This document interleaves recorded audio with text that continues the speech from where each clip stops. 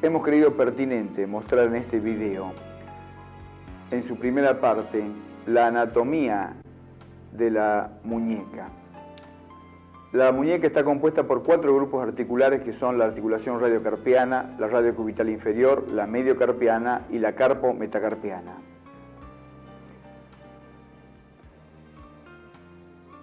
Mostramos con esta flecha la articulación radiocarpiana desde el extremo externo del radio, de la apófisis estiloide, hacia la apófisis estiloide del cúbito. La articulación radiocubital inferior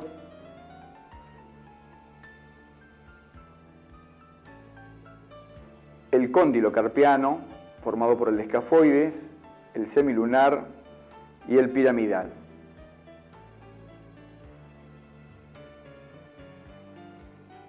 Asimismo, la articulación mediocarpiana, formada por la porción distal de la primera fila, el escafoide, semilunar y piramidal. Y también vamos a mostrar ahora la segunda fila del carpo, formada por trapecio, trapezoide, hueso grande y ganchoso. La cuarta articulación de la muñeca es la articulación carpo-metacarpiana, formada por la base del primer metacarpiano, segundo metacarpiano, tercero, cuarto y quinto, con la segunda fila del carpo.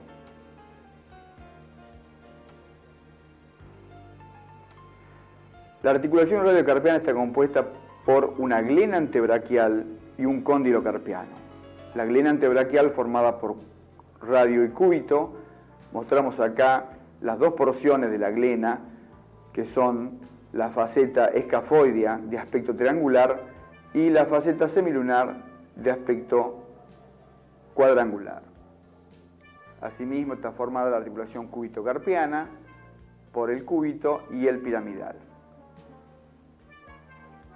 El cóndilo carpiano está formado por escafoide, semilunar y piramidal.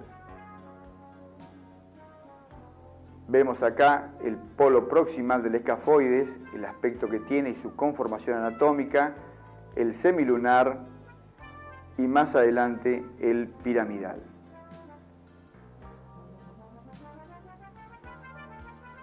La articulación radiocarpiana está unida entre sí por ligamentos dorsales, que son los radiocarpianos y los cúbitocarpianos.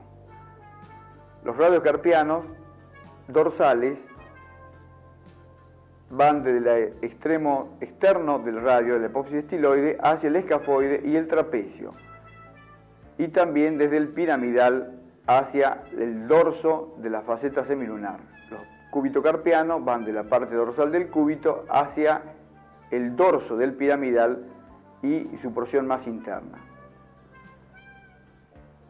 Los ligamentos palmares son los ligamentos radiocarpiano y cúbitocarpiano.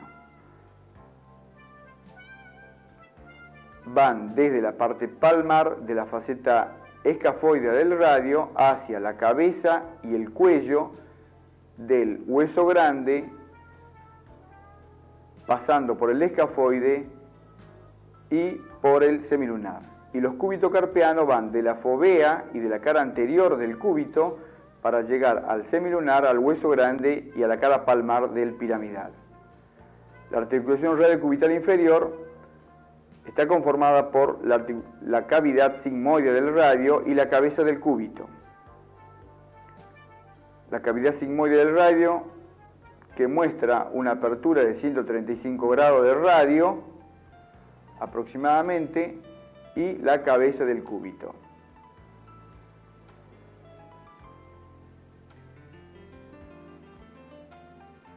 La articulación radiocarpiana inferior presenta 2 principales medios de unión, que son el complejo fibrocartílago triangular y los ligamentos palmares y dorsales. El complejo fibrocartílago triangular, que se inserta en el borde superior de la cavidad sigmoide del radio, dirigiéndose hacia la fovea del cúbito donde se inserta. Los ligamentos dorsales van de la cara dorsal de la cavidad sigmoidea hacia el borde dorsal del cúbito, reforzando el complejo fibrocartílago triangular, y los ligamentos palmares hacen el mismo recorrido, hacia la palma.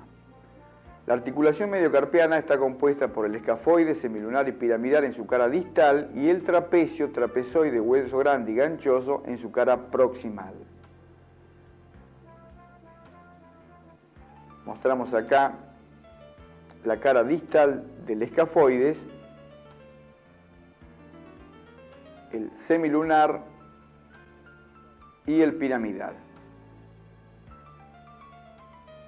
La segunda fila del carpo, formada por el trapecio, trapezoide,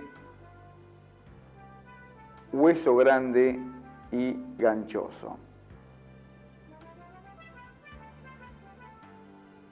Los medios de unión que presenta la articulación mediocarpiana están formadas por los ligamentos intrínsecos y los ligamentos extrínsecos. Los ligamentos intrínsecos son aquellos que unen los huesos entre sí, y los ligamentos extrínsecos son aquellos que atraviesan la articulación mediocarpiana. Ligamentos del dorso, entre hueso grande y ganchoso, ligamentos extrínsecos palmares, ligamentos intrínsecos entre la primera fila del carpo y los ligamentos extrínsecos del dorso. Pasaremos ahora a mostrar la instrumentación básica para la muñeca. La óptica puede ser de 1.9 a 3 milímetros, de una longitud entre 5 y 10 centímetros y de una oblicuidad entre 25 y 30 grados. Mostramos esta pequeña proyección con el monitor, el artroscopio, el shaver y el instrumental básico para este tipo de cirugía.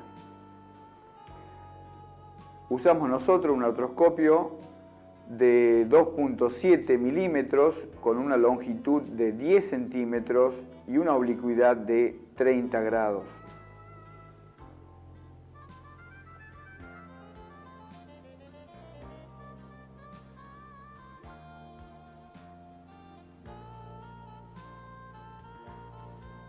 Usamos también el mini shaver, la varilla de prueba, palpadores y mini curetas. El mini shaver, con sus distintos tipos de punta, de acuerdo a lo que se desee lograr. Los trocar de inserción, el trocar de punta aguda y el trocar de punta roma. Dentro de los instrumentos de corte tenemos el bisturí retrógrado, el bisturí tipo banana y el bisturí recto. Pinzas de tipo básquet, tipo mosquitos y mini tijeras. Este es el armado del artroscopio con la camisa de irrigación.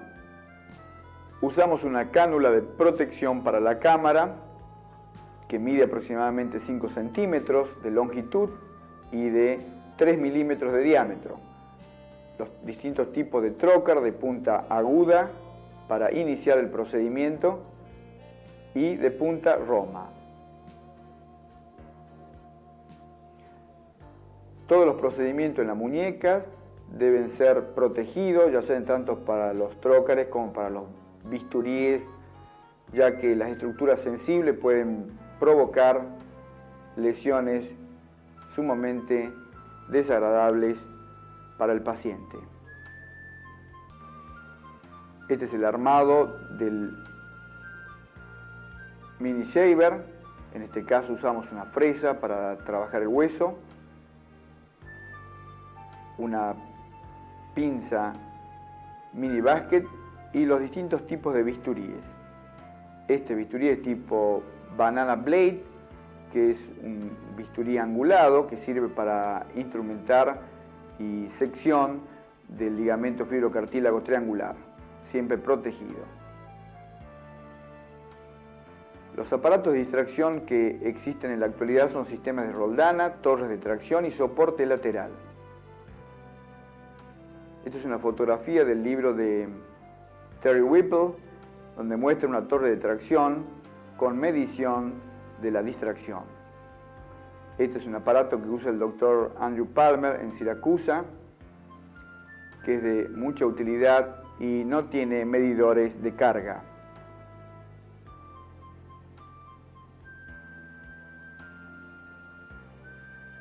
Nosotros hemos diseñado un pequeño sistema muy simple de torre de tracción, en donde consta de un sistema básico de apoyo para el brazo, una barra longitudinal, un apoyo para el antebrazo, y la barra longitudinal termina con un sistema de horca que tiene aproximadamente 20 centímetros, donde van a colocarse los finger traps.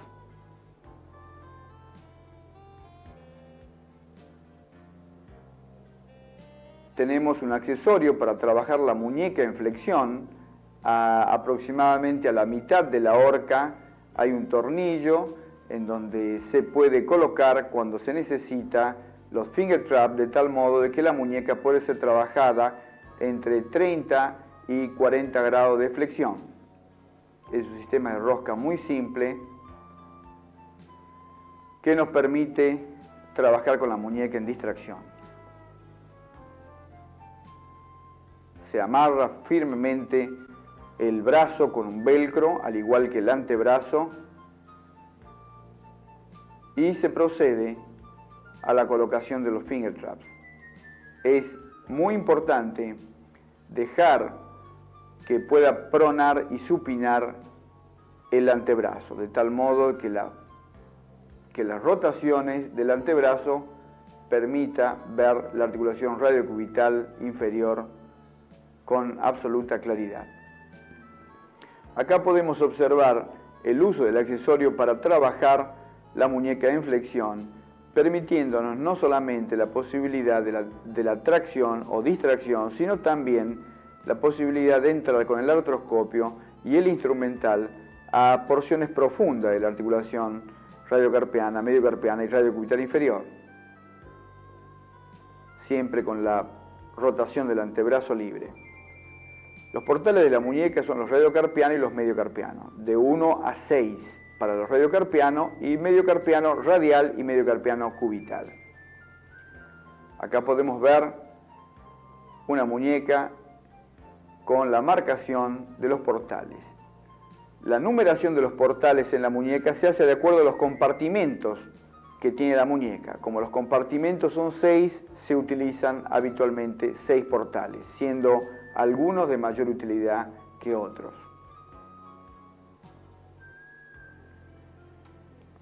El primer compartimento de la muñeca está sobre el estiloide del radio, es el portal número 1, 1 y 2 en este caso.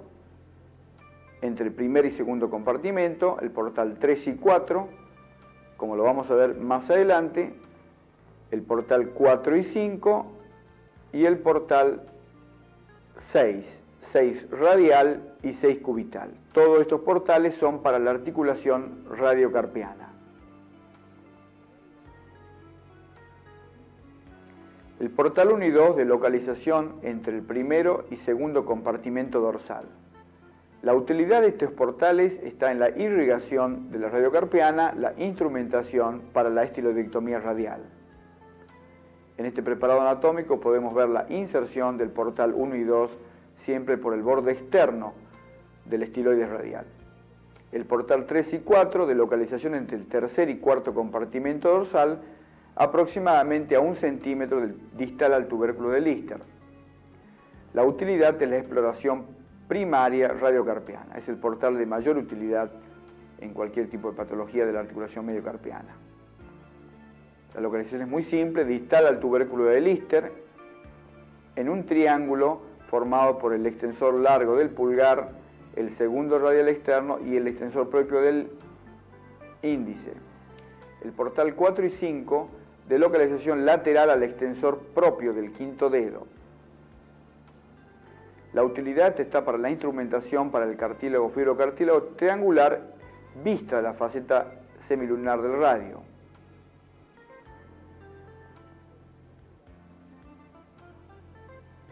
La inserción se hace entre el cuarto y quinto compartimento dorsal. El portal 6 radial es externo al sexto compartimento, es decir, externo al cubital posterior. La utilidad es para ver los ligamentos piramídeos semilunares y usar de accesorio para el complejo fibrocartílago triangular. Vemos acá el borde externo del tendón del cubital posterior, donde es el portal 6 radial. El portal 6 cubital, de localización interno al sexto compartimento, es decir, al cubital posterior. La utilidad está en la irrigación, en la vista cúbito-carpiana y accesorio del complejo fibrocartílago triangular.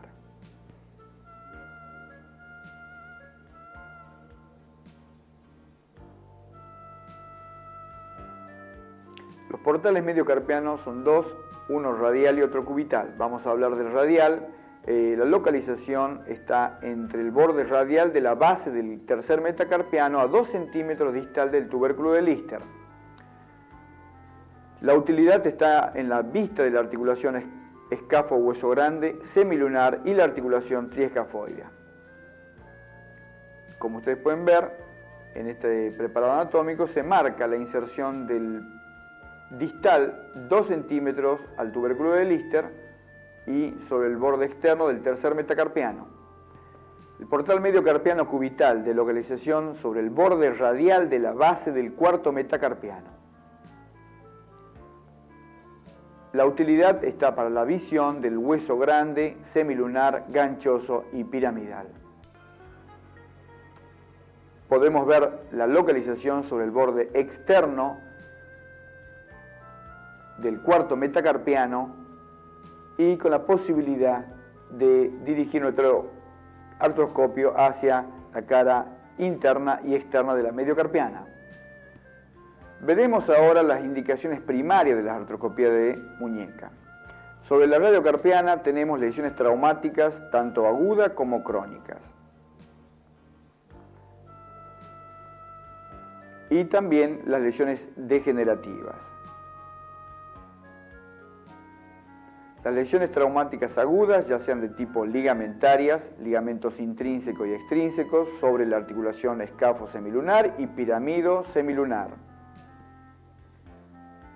También las fracturas intraarticulares del radio distal y para las fracturas del escafoide. Las lesiones postraumáticas crónicas, ya sean de tipo ligamentarias, cuerpos libres, sinovitis, estiloidectomía radial. Las lesiones sobre la articulación radiocubital inferior, lesión del fibrocomplejo cartílago triangular, usamos la clasificación de Andrew Palmer, el síndrome de impactación cúbito-carpiano. Sobre las lesiones degenerativas, las condritis, las condromalasias, usando clasificación y grado de las malasias. Sobre la articulación mediocarpiana, la sinovitis crónica, los cuerpos libres, lesiones ligamentarias. Veremos ahora una lesión del fibrocartílago triangular provocado por un síndrome de impactación cúbito-carpiano, en un procedimiento combinado. Vemos acá la artroscopía con una lesión crónica sobre el fibrocartílago en su porción central, provocado por un síndrome de impactación cúbito-carpiano. Vemos en la artroscopía, en la cara superior, la faceta articular del piramidal, la fovea, y se procedió en este caso al debridamiento central del fibrocartílago triangular. Era un caso, como vemos acá, con una discrepancia de longitud de aproximadamente 5 milímetros a favor del cúbito, que provocaba una impactación sobre la articulación cúbito-carpiana. Se procedió primero a hacer el debridamiento central y posteriormente a una esterectomía de acortamiento del cúbito con una placa de compresión dinámica, logrando emparejar la discrepancia de longitud.